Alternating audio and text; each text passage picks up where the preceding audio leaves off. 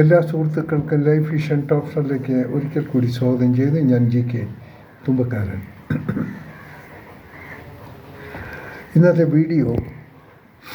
ഇന്നത്തെ മനോരമ മാതൃഭൂമി ന്യൂസ് പേപ്പറിൽ കണ്ട ഒരു ഫോട്ടോയെക്കുറിച്ചാണ്. പാലസ്തീനിൽ പോഷകാഹാരമില്ലാതെ ശോഷിച്ച ശരീരവുമായുള്ള ഒരു കുഞ്ഞിൻ്റെ ഫോട്ടോ. കുഞ്ഞിൻ്റെ തള്ളക്കേരിയില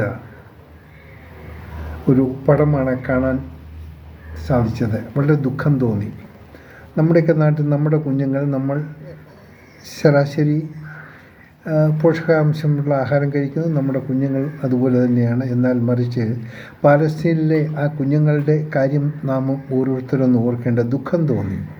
ആ കുഞ്ഞുങ്ങൾ എന്താണ് തെറ്റ് ചെയ്തത്? അവരെന്തിന് ശിക്ഷിക്കപ്പെടുന്നു?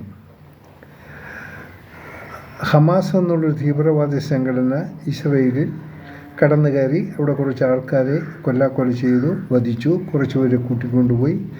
എന്നിട്ട് തോക്കും ചൂണ്ടി അട്ടഹാസം കാണിച്ച് അവിടെ പാലസ്തീനിൽ കഴിയുമ്പോൾ ഈ ഹമാസിൻ്റെ നേതാക്കൾ ഗോപുരങ്ങളിൽ ഖത്തറിലും തുർക്കിയിലും ഇരുന്ന് തീവ്രവാദികളെ പ്രോത്സാഹിപ്പിച്ച് അവരെ കൊണ്ട് ഇങ്ങനെയുള്ള കൊള്ളരുതായ്മകൾക്ക് ചെയ്യാൻ വേണ്ട നിർദ്ദേശം കൊടുക്കുന്നു.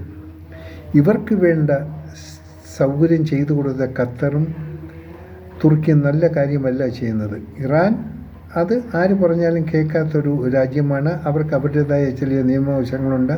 മതത്തിൻ്റെ പേരിൽ എന്തും കാണിക്കാമെന്നുള്ളൊരു ഹുങ്ക് എല്ലാ തീവ്രവാദികളും അവർ വളർത്തിവിടുന്നു. അതായത് നമ്മുടെ പാകിസ്ഥാൻ മോഡൽ. ഇതിന് അടിയന്തരമായി ഒരു പരിഹാരം ഉണ്ടാകേണ്ട ഒരു ആവശ്യമാണ്. പ്രധാനമായി അതിൻ്റെ ഇനിഷ്യേറ്റീവ് എടുക്കേണ്ടത് Saudi Arabia, Qatar, UAE, then Muscat, Indonesia, Malaysia, ഈ അറബ് രാജ്യങ്ങളായിരിക്കണം ഇതിനൊരു തീരുമാനം ഉണ്ടാകേണ്ടത്. വെറുതെ പാവം പിടിച്ച ഈ പാലസ്തീൻകാർ ഇങ്ങനെ ആഹാരമില്ലാതെ ഇങ്ങനെ ബുദ്ധിമുട്ടിപ്പിക്കുന്നത് വളരെ മോശമാണ്. അവർക്ക് കിട്ടുന്ന കുറച്ച് ആഹാരം എയർലിഫ്റ്റിൽ തന്നു കഴിഞ്ഞാൽ ഇട്ട് കഴിഞ്ഞാൽ ഈ ഫ്രാൻസ് അവിടെ നിന്നൊക്കെ എയർലിഫ്റ്റിലാണ് അവർക്ക് കുറച്ച് ഫുഡ് സ്റ്റഫ് കിട്ടുന്നത്. അത് കുട്ടികൾക്ക് സഫിഷ്യൻ്റ് ആകുന്നില്ല, മുതിർന്നവർക്കും അതൊന്നും അല്ല. ആ ആഹാരം വരെ ഈ ഹമാസുകാർ തട്ടിപ്പറിച്ച് അവരുടെ ആവശ്യം നിർവഹിക്കുന്നു. പക്ഷെ പാവം പിടിച്ച ഈ പാലസ്തീനി കുട്ടികൾ, ആ ജനതകൾ ഈ ദുഃഖിക്കേണ്ട കാര്യം എന്താണ്? എന്തുകൊണ്ട് ലോകരാജ്യങ്ങൾ മുന്നിൽ വരിക? ലോകരാജ്യങ്ങൾ അടിയന്തരമായി മുന്നിൽ വന്ന് ഈ ഹമാസിനെ പാലസ്തീനിൽ അകറ്റുക. പാലസ്തീനിൽ അകറ്റിക്കഴിഞ്ഞാൽ പാലസ്തീൻകാർ മാത്രമുള്ളപ്പോൾ അവർക്ക് വേണ്ട സൗകര്യങ്ങൾ ലോകരാജ്യങ്ങൾ ഒന്നിച്ച് നിന്ന് കഴിഞ്ഞാൽ ഇസ്രായേലും അതിനുള്ള സപ്പോർട്ട് അവർ വേണ്ട സംവിധാനം ചെയ്യും. എന്തായാലും ഇസ്രായേലിനെ ഒരു തരത്തിൽ കുറ്റം പറയാൻ പറ്റില്ല. കാരണം അവരുടെ രാജ്യത്ത് അതിക്രമിച്ച് കയറുന്ന ഈ ഹമാസ് ആർക്ക് വേണ്ടിയാണ്?